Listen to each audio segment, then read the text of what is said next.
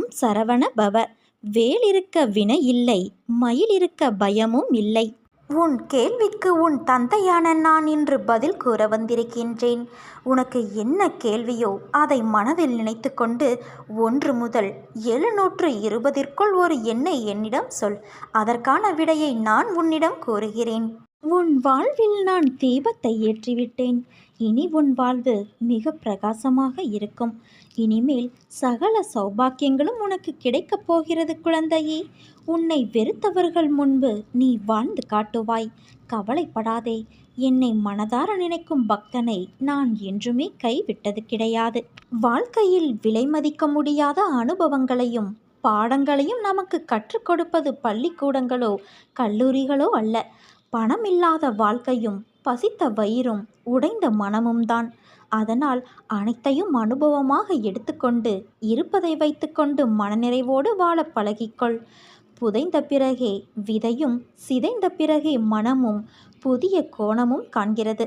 மாற்றம் என்ற ஒன்று உன்னிடம் இருந்து ஏற்படாத வரை உலகில் உன்னால் ஒரு துரும்பை கூட மாற்ற முடியாது. விளக்கிற்கு வெளிச்சம் கொடுக்க மட்டும்தான் தெரியும். வெளிச்சம் எங்கு தேவை என்பதை நாம் தான் தீர்மானிக்க வேண்டும். திறமையும் அப்படித்தான். நாம் திறன் உணர்ந்து விடாமுயற்சியோடு நம்மால் சாதிக்க முடியும் என்கின்ற தீவிர முனைப்போடு தன்னம்பிக்கையோடு செயலாற்றினால் வெற்றி நிச்சயம். எது வந்தாலும் எதிர்த்து நின்று போராடு. அனைத்தும் நன்மைக்கே என்பதை தீர்க்கமாக நம்பு. என் தங்கமே, பேசுபவர் விதைக்கின்றார், கேட்பவர் அறுவடை செய்கின்றார். காரணமின்றி வளவளவென்று பேசுபவர் உண்டு. உடனில்லாத இன்னொருவரை பற்றி புறம் கூறுபவரும் உண்டு. பேச்சுத்தான் மனிதனின் மதிப்பை வெளிப்படுத்துகிறது. மிக கவனமாக நீ இருக்க வேண்டும் என் குழந்தையே. அதிக பேச்சு பல நேரங்களில் ஆபத்தை உண்டாக்கிவிடும். பல உறவுகள் முறிந்துள்ளது. வீண் பேச்சு பேசிக்கொண்டு திரிந்தால் வாழ்வில் முன்னேற்றம் தடைப்பட்டுவிடும். யாருக்கும் எந்த பயனும் அதனால் இல்லை. வீண் பேச்சு நம் வாழ்வை விழுங்கி விடுகின்றது. அதனால் கவனமின்றி பேசியதால் பதவி இழந்தவர், பணியிடம் மாற்றம் செய்யப்பட்டவர்கள் பலர் உண்டு. சொல் சிக்கனம் அவசியம் தேவை என் குழந்தையே. மற்றவர் மனது புண்படுவதை, மிகுந்த வேதனை ஏற்படுத்துவதை தவிர்க்க சொல் சிக்கனம் உதவி செய்யும். நம் பேச்சில் உண்மை, நேர்மை, அழகு, கனிவு, நியாயம், கண்ணியம் இருக்க வேண்டும். நம் பேச்சில் பொய், புறம், அவதூறு இருக்கக்கூடாது. எந்த தொழிலிலும் சில தவறான ஆட்கள் இருக்கிறார்கள்தான். ஆனால் எல்லோருமே அப்படிப்பட்டவர்கள் அல்ல. பேசியே கெட்டவர்கள் இங்கு ஏராளம் உண்டு. நல்ல மனிதர்களை பற்றிய தவறான தகவல்களை உடனடியாக நம்புவதற்கு பலர் இருக்கத்தான் செய்கிறார்கள். மற்றவர்களை குறை கூறும் முன் நாம் சரியானவர்களா என்பதை உறுதிப்படுத்தி கொள்ள வேண்டும். நகரும் கடிகாரமுள் நம் ஆயுளை குறைத்து கொண்டு இருக்கிறது. ஆணி போன்ற கூரான வார்த்தைகள் மனக்காயத்தை ஏற்படுத்தி இரத்தம் வழிந்தோட செய்கிறது. வீண் பேச்சால் குடும்பங்களிலிருந்து பிரிந்தவர்கள் உண்டு. வீண் பேச்சால் அரசு பணிகளில் பணியிட மாற்றத்திற்கு ஆளாகி பந்தாடப்பட்டவர்களும் உண்டு. நட்பை, உறவுகளை இழந்து ஆதரவின்றி தவிப்பவர்கள் உண்டு. தேவையற்ற சண்டை சச்சரவுகளை ஏற்படுத்தி கொண்டவர்களும் உண்டு. தொழிலில் இரக்கங்களை கண்டவர்களும் உண்டு. நல்ல உதவிகளை கெடுத்துக்கொண்டு அல்லாடுபவர்களும் உண்டு. முன்னோர்கள் சொல்லி நீ விஷயம் கேள்விப்பட்டிருப்பாய். அடித்தால் வலி மரத்தோ போய்விடும். ஆனால் வார்த்தையை கொட்டிவிட்டால் அது மீண்டும் அள்ள முடியாது. அதனால் ஒருவரை காயப்படுத்த வேண்டும் என்று நீ நினைத்தால் அந்த இடத்தில் உன்னை வைத்துப்பார். அதன் பிறகு நீ யாரையும் மனதால் கூட காயப்படுத்த நினைக்க மாட்டாய். எண்ணங்கள் என்ற வலையில் எல்லோரும் சிக்கிக்கொள்வது இயல்புதான். ஆனால் அந்த எண்ணங்கள்தான் உன் செயலின் வெளிப்பாடு என்ற உண்மையை என்றும் மறந்துவிடாதே. உன் எண்ணங்களை என்றும் நேர்மறையிலேயே கொண்டு வா. எல்லாம் சரியாகும். எதிர்மறையை தகர்த்துவிடு. உன் வாழ்க்கை என்னுடைய பொறுப்பு என் குழந்தையே. இன்னும் ஒரு சில தினங்களில் நீயே நம்ப முடியாத பேரதிர்ஷ்டம் உன்னை தேடி வரப்போகிறது.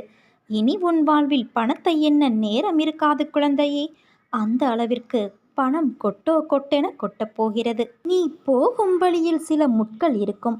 நீ என்னதான் கவனமாக நடந்தாலும் சில முட்கள் உன்னை காயப்படுத்தும், வலியை உண்டாக்கும். அந்த வழியை தூக்கி எறிந்து பயணித்தால் இறுதியில் மலர்கள் நிறைந்த செம்மையான பாதையில் உன் வாழ்க்கையின் பயணம் இருக்கும். உன் வாழ்வில் நிகழ்வது எதுவானாலும் அதை ஏற்றுக்கொள். ஏனென்றால் நீ கருவாகும் போதே அது தீர்மானிக்கப்பட்டது. உனக்கான நேரம் வரும் வரை பொறுமையாக இரு. மனம் என்பது தூய்மையானதாக இருந்தால் எதை கண்டும் பயப்பட தேவையிருக்காது. கவலைப்படுவதால் மனதின் ஆற்றலும் உயிரின் சக்தியும் வீணாகிறது. எதிலும் அளவறிந்து வாழ பழகினால் சிக்கலுக்கு இடம் இருக்காதுதானே? எதுவும் நிலையில்லாத இந்த பிரபஞ்சத்தில் உன் கவலைகளும் கூட நிரந்தரமில்லை. காலத்தோடு கரைந்து போகும் கவலைகளை நினைத்து விலை மதிப்பற்ற நேரத்தை வீணாக்காதே. கோடிகள் கொட்டி கொடுத்தாலும் ஓடும் காலத்தை நிறுத்த முடியாது. காலம் இங்கு யாருக்காகவும் காத்திருப்பது இல்லை என் தங்கமே. எவ்வளவு கவலைப்பட்டாலும் கடந்த காலத்தை மாற்ற முடியாது. நடந்து முடிந்ததை நினைக்காமல் நடக்கப் போவதை பார். ஓடிக்கொண்டு இருக்கும் உன் வாழ்வின் இன்று என்ற பொக்கிஷம் இப்போது உன் கைகளில் உள்ளது. அதை வாழ்ந்து தீர்த்து விடு. உண்மையையே பேசு. பிறருக்கு தீமை செய்யும் உண்மையை பேசாதே. பிறருக்கு எது நன்மையோ அதையே பேசு. பிறரை இனிமைப்படுத்த பொய் பேசாதே. இதுதான் தர்மம். நிச்சயமற்ற தன்மை ஒரு மிகப்பெரிய பரிசாக இருக்கலாம். அது நம்மை பிரம்மாண்டமான நம் குணத்தை செம்மைப்படுத்துகிறது. நம் நம்பிக்கையை பலப்படுத்துகிறது. தழுவிக்கொள். நம்மையோ அல்லது நமது திறமைகளையோ குறைத்து மதிப்பிடாதே. பிழைகள் நாம் இருக்கும் இடத்திலிருந்து நாம் இருக்க விரும்பும் இடத்திற்கு அழைத்துச் செல்லும் படிக்கற்கள்.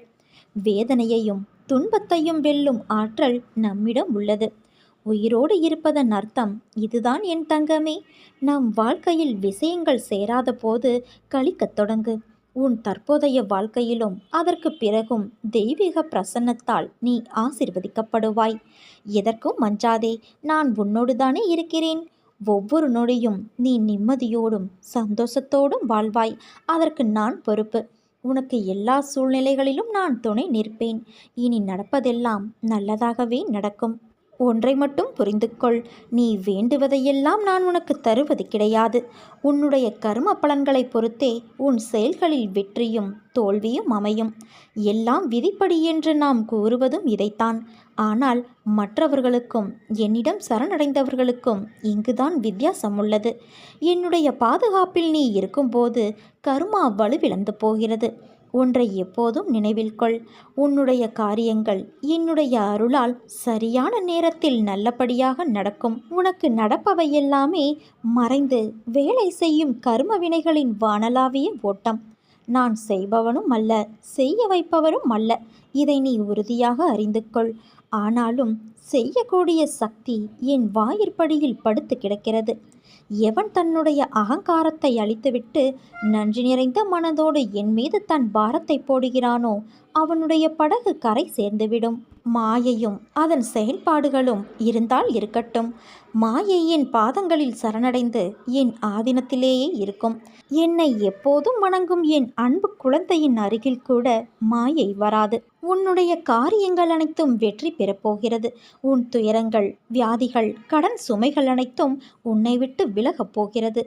கூடிய விரைவில் நீ விரும்பும் எண்ணங்கள் நிறைவேறும் என் தங்கமே. செல்வம் பெருகும். உன் வளர்ச்சியையும் நீ மகிழ்ச்சியாக இருப்பதையும் பார்ப்பதற்கே நான் உன்னோடு வந்து கொண்டிருக்கிறேன். துயரங்களின் தாக்கத்தை தாங்க முடியவில்லையே என்று புலம்பாதே. உன் பாரத்தின் பெரும் பகுதியை நான் உனக்காக சுமந்து கொண்டு இருக்கிறேன். உன்னை நான் எந்த நேரத்திலும் கைவிட மாட்டேன். உனக்காக நிழலாக என்றும் நீ செல்லும் இடமெல்லாம் ஏதாவது ஒரு ரூபத்தில் உன்னோடு நான் இருப்பேன். மனதையும் வாக்கையும் செயலையும் ஒருமுகப்படுத்தி நேர்மையாகவும் உள்ளபூர்வமாகவும் செயல்படுத்த பழகிக்கொள். அவ்வாறு நீ உன் வாழ்வில் செயல்பட துவங்கினால் உன்னுடைய துக்கங்கள் அனைத்தும் ஒரு முடிவுக்கு வரும். அனைத்து துன்பங்களும் விலகும். உன் வாழ்க்கையில் என்ன நடந்தாலும் அது உன் நன்மைக்காக மட்டுமே நான் நடத்துகிறேன் என்பதை நம்பு. என் குழந்தையாகிய நீ எதற்கும் பயப்படக்கூடாது. எல்லாம் நீ விரும்பியது போல நல்லதாகவே நடக்கும். இது உன் அம்மாவாக அப்பாவாக இருக்கும் என்னுடைய சத்திய வாக்கு. எல்லா மங்களங்களும் உனக்கு விளையும் என் தங்கமே. எந்த ஒரு சூழ்நிலையிலும் கவலை கொள்ளாதே. உனக்கு நான் எப்போதும் எந்த ஒரு ரூபத்திலும் துணையாக இருந்து கொண்டே இருப்பேன். நீ என்னை சார்ந்தவன், என்னை மட்டுமே சார்ந்தவன். ஒவ்வொரு அடியிலும் நான் உன்னை கவனித்து கொள்ள வேண்டி இருக்கிறது. உனக்கு என்ன நேரும் என்பதை நான் மட்டுமே அறிவேன். உன்னை கரையேற்றும் பொறுப்பை நான் தான் வகிக்க வேண்டும். என்னை விட்டால் உனக்கு வேறு யார் இருக்கிறார் சொல்?